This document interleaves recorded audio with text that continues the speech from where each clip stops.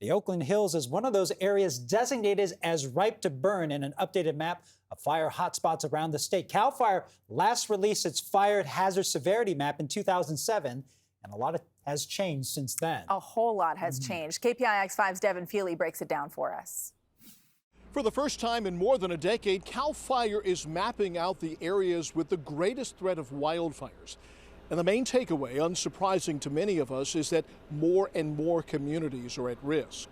Last updated in 2007, they are a roadmap of risk, plotting the areas where the threat of severe wildfire is the greatest. All the fire history that we've been able to collect over the last 5 years will be plugged in to our 100 years worth of fire data to help us better, more accurately depict an area's hazard. In technical terms, they're called fire hazard severity zones. The areas in red, as you can probably guess, are the places where the threat and concern is the greatest. Areas like the Oakland Hills, parts of the San Mateo County coast, and eastern Santa Cruz Mountains.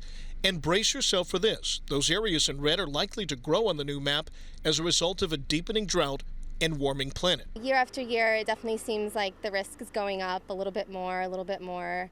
Amanda Fulmar lives at the base of the Santa Cruz Mountains, and her family does what they can to minimize the risk of wildfires and hope that CAL FIRE will use the new maps to guide their investment of money and manpower and equipment, making sure that resources make it to the most vulnerable areas. I feel they've been more aggressive in the past couple years for sure, and keeping an eye on areas that are maybe a little bit more prone to risk.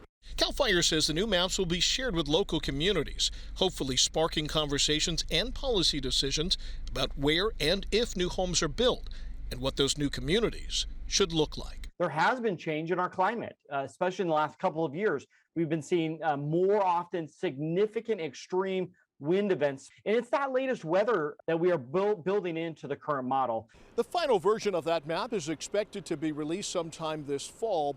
In the meantime, CAL FIRE says that they are preparing for what they expect to be a long, hot, and busy fire season.